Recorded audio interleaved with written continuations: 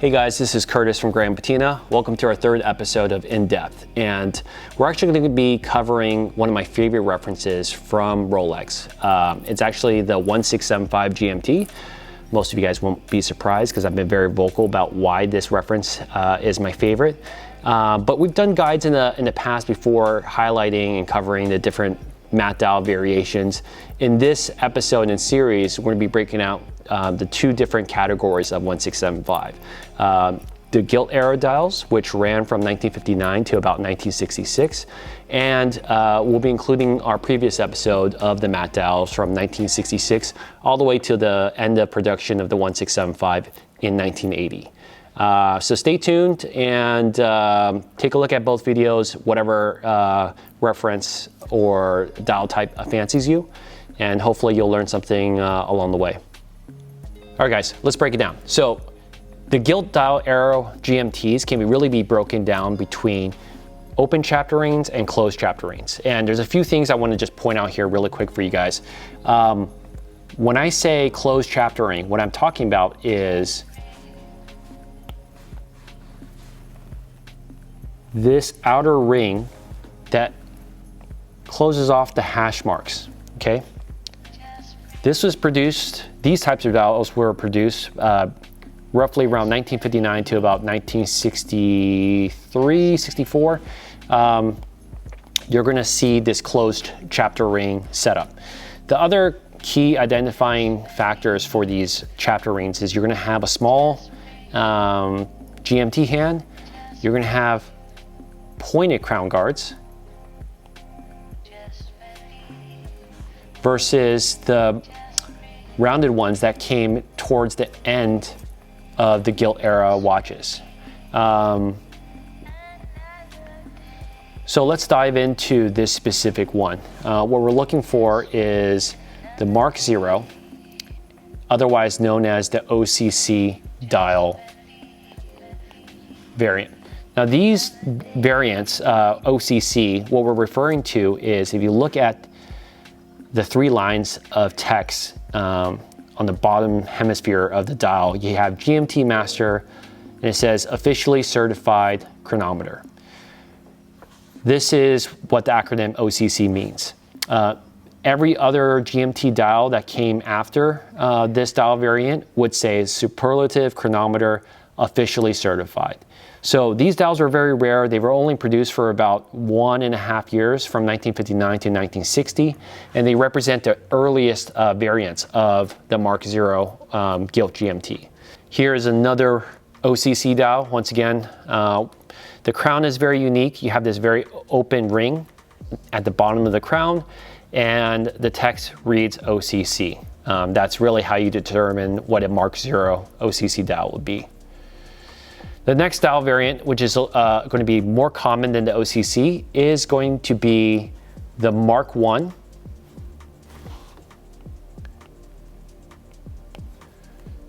closed chapter ring GMT. So this one is a tropical dial. We can determine that this has the closed chapter ring. What we're also looking for is that Mark 1s will say Swiss only. And the crown for the Mark 1, it's rather unique. It looks kind of like a third grader drew it, and it's very characteristic of Rolex in that late 50s, early 60s era of production. What you're going to get is kind of this very cartoonish looking crown. Now the easiest way I've been able to determine between Mark 1 versus 2 versus 3 is we're really going to look at the A in Master, or GMT Master. So for your early Mark 1s, your A is going to look very pointed like this. Your A's on your Mark 2 are going to look like a flat top, kind of like this. And then your A's on your Mark 3, it's kind of a combination. It's going to look like this. It's going to have kind of two serifs really pronounced at the very tip of the A. And that's how I determine between Mark 1 through 3. This is another Mark 1 example. Once again, we're looking at the pointed A here.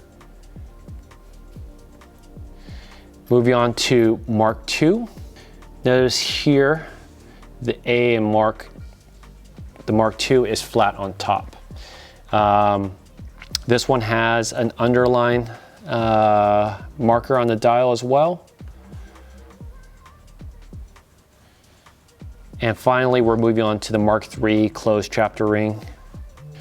So if you guys can see this, the A has a bit of serif at the top, as well as on the feet. So this is your Mark III. And this rounds out the end of the closed chapter ring Gilt GMTs. From this point on, we're moving into the open chapter rings. We borrowed some images from our good friends at Tropical Watch. Hopefully they don't mind us marking up their images. But for a visual reference, what I was talking about earlier was this is an open chapter ring. The hash marks go all the way to the edge of the dial. It does not have a closed ring around that frames the dial. So this is your mark, or type A, as John calls it.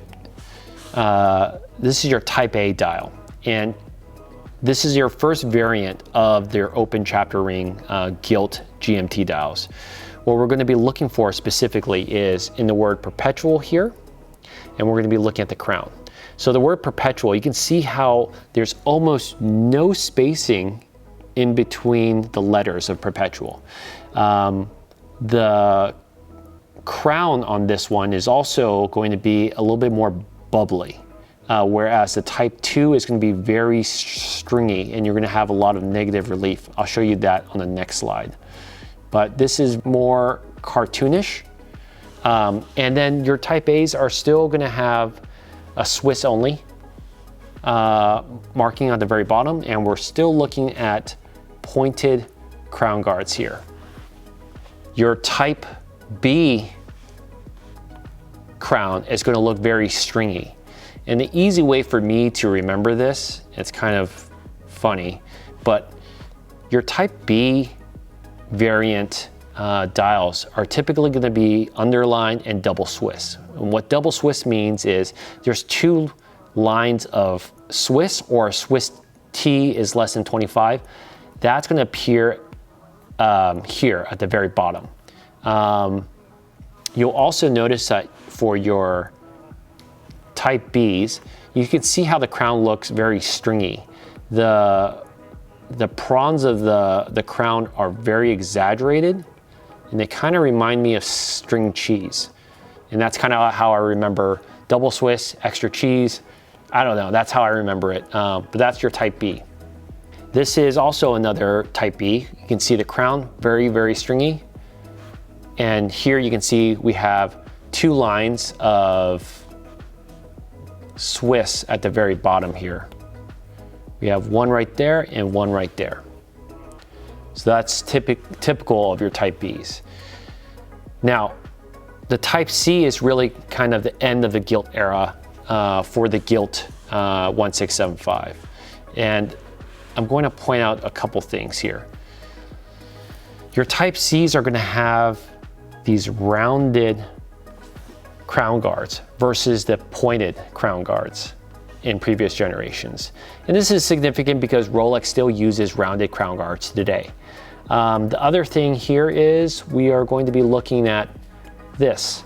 So where it says Swiss T is less than 25, those start to appear on your type Cs. The crown is going to be very, very similar to your type A's, and the way we distinguish the two dials is, one, once again, we're going to come back to Swiss T is less than 25, whereas your type A's are going to be Swiss only. And then if you look at the word perpetual, there's spacing. There's actually somewhat of a spacing between the letters. They're not super pushed up right next to each other. So that's your type C. After this is typically going to be in the up until the 1966 era of watches. We're moving on to the matte dial variations, starting with the Mark 0. And the Mark 0 is going to be a mixture of zinc sulfide and tritium, we're going to get into that into the next segment. So look for that video shortly.